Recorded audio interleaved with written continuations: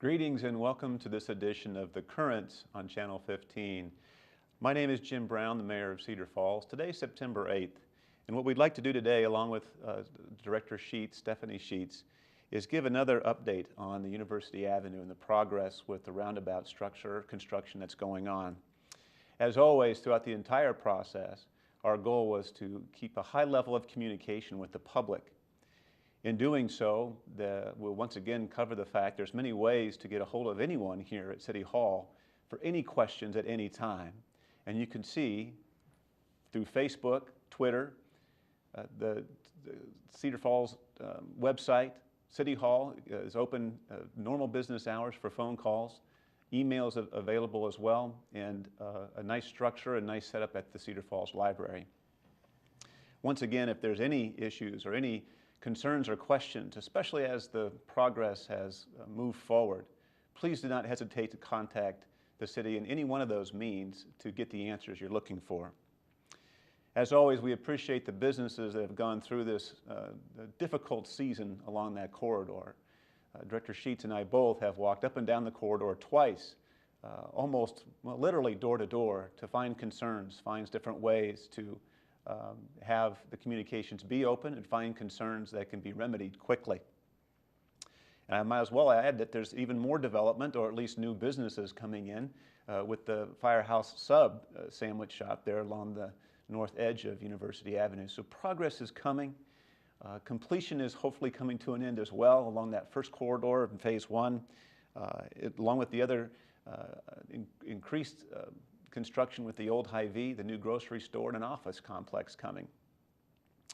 And now I'd like to turn it over to Director Sheets. And Stephanie, I'd like to ask, there's many roundabouts in the city right now, and folks have driven roundabouts in the region and maybe even around the world. But roundabouts are a little different each time. So I'd like to have you address, or at least share what the city is doing with the outreach efforts to designate specifically what these first couple roundabouts will look like. I think in our education outreach efforts, we have been in several areas where we've heard different questions. We've tried to respond to those. We started off talking about the safety of roundabouts and why they are an option for an intersection and when they are appropriate. And then earlier this summer, we moved into talking about how to drive a roundabout, and particularly a two-lane roundabout.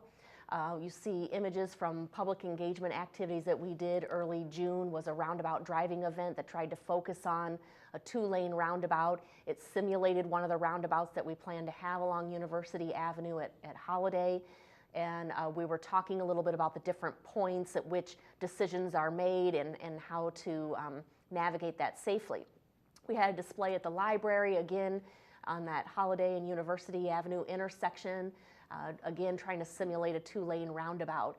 And that's where we've had a lot of education efforts with informational booths that we've had at the farmers market. We have one more coming up this fall. But now we've started to hear people say, okay, I understand that a little bit better. Thanks for giving that information. I'd like to know what to expect on University Avenue. What is the design of the intersection of that roundabout at Holiday and University, for example, or at Boulder and University, or Waterloo Road and University. So those are the three roundabout intersections with what we're calling Phase 1, which is currently under construction right now. And this image gives you an aerial view of the roundabout that has started at Boulder and University.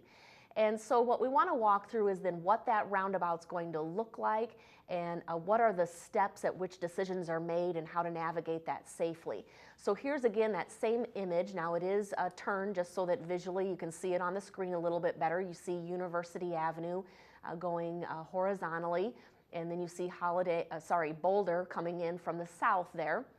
And let's just walk through the steps here that are numbered. The first step, as you approach any roundabout, you're typically going to see, and same thing with University Avenue, you will see a warning sign that lets you know a roundabout is coming up. And that warning will be a driver's signal to slow down. There will be an advisory speed limit. Sometimes you see that along intersections, and it's advisory because if there's no one there, then maybe you're a little bit more comfortable going just a little bit faster. So number one signals that the roundabout is coming up, that you need to slow down. Step 2 then is signage, kind of letting you know which lane to prepare for. We've had a lot of questions about this, and when I talk about it, I say it's no different from any other type of intersection. Often as you approach an intersection, you see that there are signs ahead, or signs letting you know it's a left turn only lane, or it's a right turn only, or it's a straight and right turn. So it's the same type of signage here at that point 2 that lets you know which lane to be in, and it's the same as any other type of intersection where you should be prepared and be in the lane for the type of travel that you need to make. So then you get to point 3 there, and that is where the pedestrian crossings are. So the pedestrian crossings are a little bit further back from the decision point of entering the intersection, and that's for safety of the pedestrians in crossing the road. So we did want to highlight all of those spots where pedestrians cross the road. Then moving on to number 4, where you then see a yield sign. That's the point at which somebody looking to enter the intersection, whether it's a roundabout or even another form of an intersection, you're always yielding. You don't have the right of way to enter the intersection. You should be yielding, making sure that it's safe. And that's what number 4 is representing. And that yield point, if you zoom in there, you see that the yield point is just a little bit different for the blue lane of travel versus that pink lane of travel. And that's just simply, the sight distance. You're going to pull out a little bit further. Sometimes you do that if you're in a right turn lane. You're just edging out a bit so that you can see the oncoming traffic. So that's the same type of thing. What you see in this in the Boulder Drive roundabout also is what I'll refer to this kind of separated right turn lane. That's the southernmost pink area. And that just simply gives a little bit more of a protected movement to traffic that's making right turns. And there's a couple spots where you might observe this on University Avenue, just because it's recognizing that right turn movement is a very frequent one, and so we're separating that to increase safety of the intersection. It's a kind of the same concept as a protected right turn lane.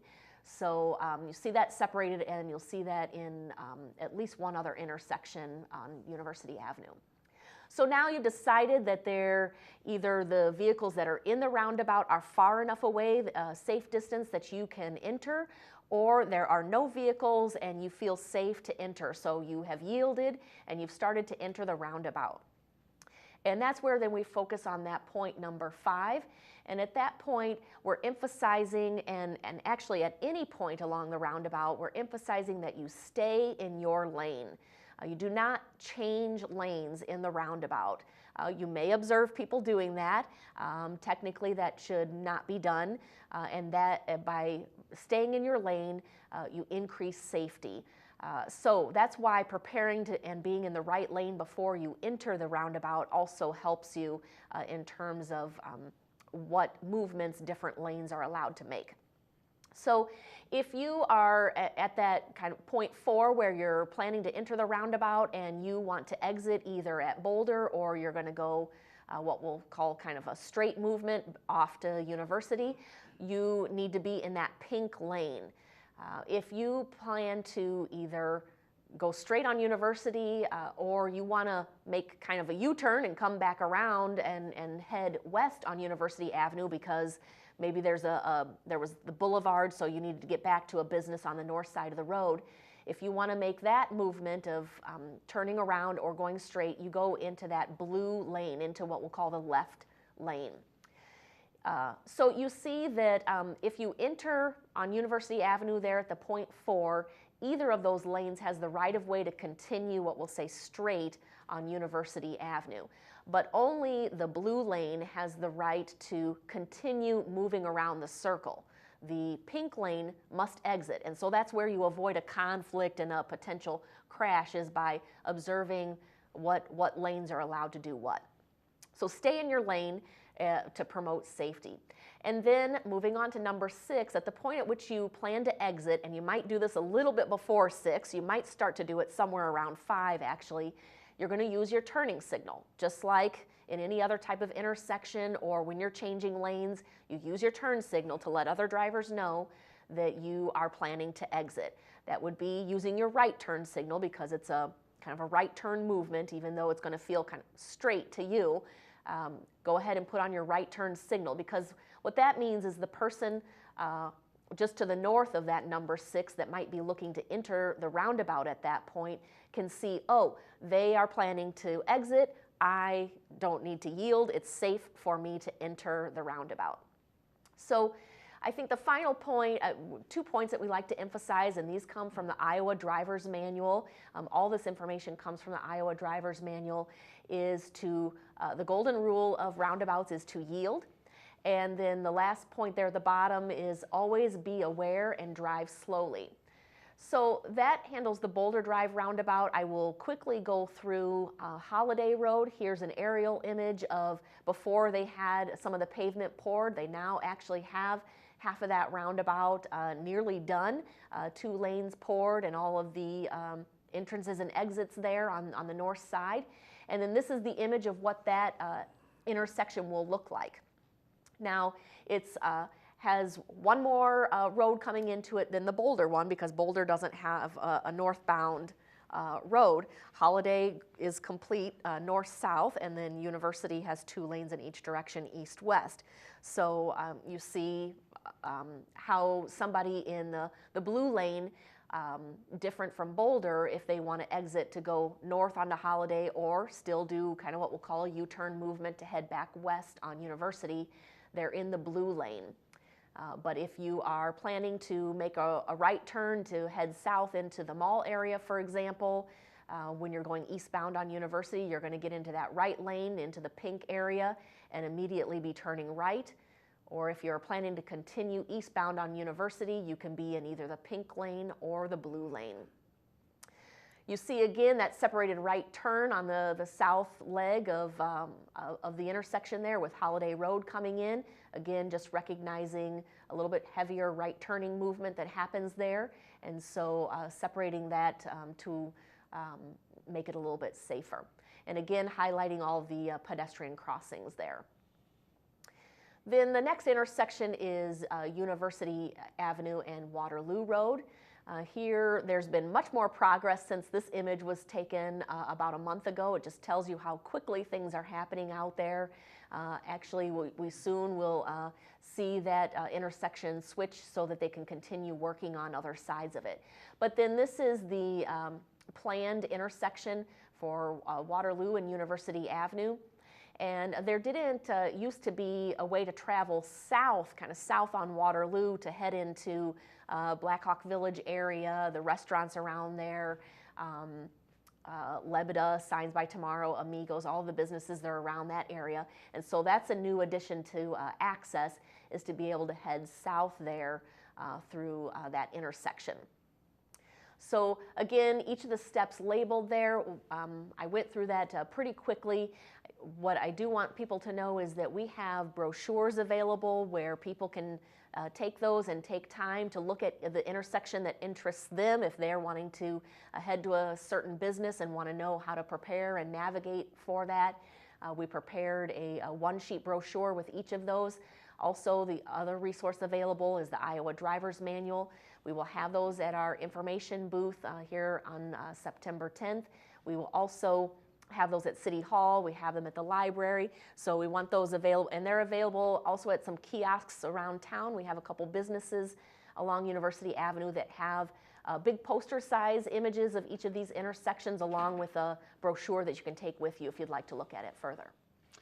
That sounds great, Stephanie. Thank you for that thorough explanation. You know, it looks good on paper. We can kind of see what the new concrete looks like now.